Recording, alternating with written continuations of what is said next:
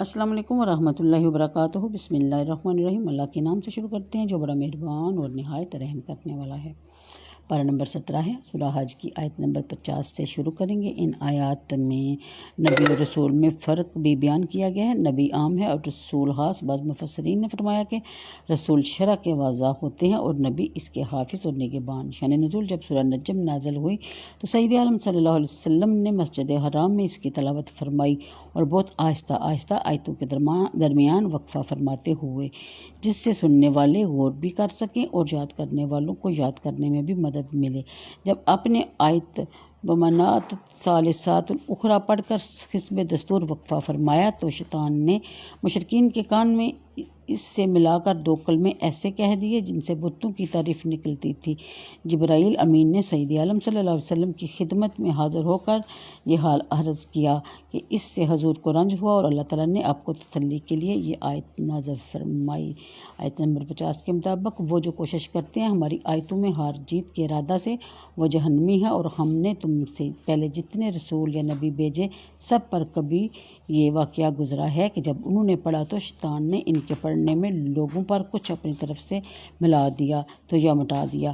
تو اللہ تعالیٰ نے پھر اپنی آیتیں پکی کی، اور اللہ علم اور حکمت والا ہے تاکہ شیطان کے ڈالے ہوئے کو فتنہ کر دے ان کے لیے جن کے دلوں میں بیماری اور جن کے دل سخت ہیں، اور بے شک وہ ستم گار ہیں، یعنی مشرکین اور منافقین، اللہ کے دین کا اور اس کی آیات کا، یعنی قرآن شریف، یعنی قرآن سے یاد دین اسلام سے۔ آیت نمبر 53 کے مطابق: اس لیے کہ جان لے وہ جن کو علم ملا کہ وہ تمہارے رب کے پاس سے حق ہے، تو اس پر ایمان لائیں تو جھک جائیں ان کے لیے ان کے دل، بے شک اللہ ایمان والوں کو سیدھی راہ چلانے والا ہے، اور کافر اس سے ہمیشہ شک میں رہیں گے یہاں تک کہ ان پر قیامت آ جائے یا اچانک ان پر اس لیے اس دن کا عذاب آئے جس کا پھل ان کے لیے کچھ اچھا نہ ہو۔ بادشاہی اسی دن اللہ ہی کی ہوگی اور ان میں فیصلہ کر دے گا جو ایمان لائے، یعنی قیامت کے دن۔ پھر بیان فرمایا جاتا ہے کہ اس کی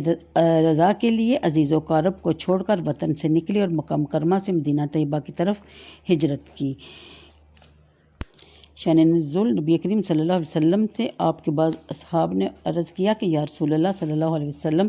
ہمارے جو اصحاب شہید ہوگی ہم جانتے ہیں کہ وہ بارگاہ الہی میں ان کے بڑے درجے ہیں اور جہادوں میں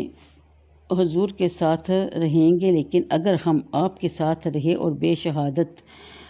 کی موت آئی تو آخرت میں ہمارے لیے کیا حکم ہے؟ اس پر یہ آیت نازل ہوئی کہ والذین ہاجروا فی سبیل اللہ، یعنی آیت نمبر 58 کہ ضرور انہیں ایسی جگہ لے جائے گا جسے وہ پسند کریں گے، وہ بے شک اللہ علم اور حلم والا ہے۔ اور بات یہ ہے کہ وہ جو بدلہ لے جیسی تکلیف پہنچائی گئی تھی پھر اس پر زیادتی کی جائے تو بے شک اللہ اس کی مدد فرمائے گا، بے شک اللہ معاف کرنے والا بخشنے والا غفور الرحیم ہے۔ آیت نمبر 60: اس لیے کہ اللہ تعالیٰ رات کو ڈالتا ہے دن کے حصہ میں اور دن کو لاتا ہے رات کے حصہ میں، اس لیے کہ اللہ سنتا ہے، دیکھتا ہے، اس لیے کہ اللہ ہی حق ہے اور اس کے سوا جسے تم پوجتے ہو، یعنی شان نزول: یہ آیت مشرکین کے حق میں نازل ہوئی جو ماہ محرم کی آخری تاریخوں میں مسلمانوں پر حملہ آور ہوئے اور مسلمانوں نے ماہ مبارکہ کی حرمت کے خیال سے لڑنا نہ چاہا، مشرکین نے نہ مانے اور انہوں نے قتال شروع کر دیا، مسلمان ان کے مقابل ثابت رہے، اللہ تعالیٰ نے ان کی مدد فرمائی، یعنی مظلوم کی مدد فرمانا اس لیے ہے کہ اللہ جو چاہے اس پر قادر ہے اور اس کی قدرت کی نشانیاں ظاہر ہیں، یعنی کبھی دن کو بڑھاتا ہے، کبھی رات کو گھٹاتا ہے، اور کبھی رات کو بڑھاتا ہے اور دن کو گھٹاتا ہے، اس کے سوا کوئی اس پر قدرت نہیں رکھتا جو ایسا قدرت والا کام کر سکے، اور جس کے چاہے وہ مدد فرمائے اور جسے چاہے غالب کر دے، یعنی اور یہ مدد اس لیے بھی ہے کہ یعنی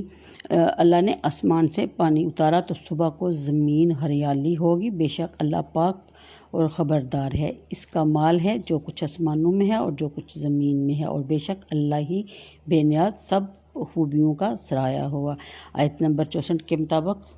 آیت نمبر 64: اسی کا مال ہے جو کچھ آسمانوں میں ہے اور جو کچھ زمین میں ہے، اور بے شک اللہ ہی بے نیاز ہے سب خوبیوں کا سراہا ہوا۔ کیا تو نے نہ دیکھا کہ اللہ نے تمہارے بس میں کر دیا جو کچھ بھی زمین میں ہے، اور کشتی کے دریا میں اس کے حکم سے چلتی ہے، اور وہ روکے